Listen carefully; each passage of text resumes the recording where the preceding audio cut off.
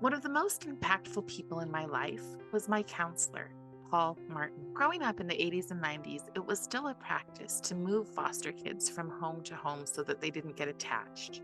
The one constant in my life was my counselor, Paul. Today, we are being told that all of our kids are in a crisis, and that because they are suffering, we need to turn to professionals. We are being told to let experts fix our kids. But being hurt or struggling isn't the same as being broken. Failing a test or being dumped, well, that can be really hard.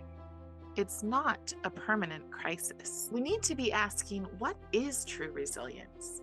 And how do we help our kids develop it? When I was 17, I graduated from therapy.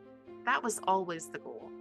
Paul didn't want to make a lifelong patient out of me or try to change who I fundamentally was. Instead, he filled my toolbox. He steered me away from obsessing about my very real problems, and instead he helped me to create goals. He validated my feelings, but he also helped me to keep them in perspective, and he never blurred the lines between professional and parent. In my very dark times, Paul helped me to see the light. He helped me to develop a sense of optimism and hope. And because I was able to see past my own troubles, eventually I became someone who wanted to be a light.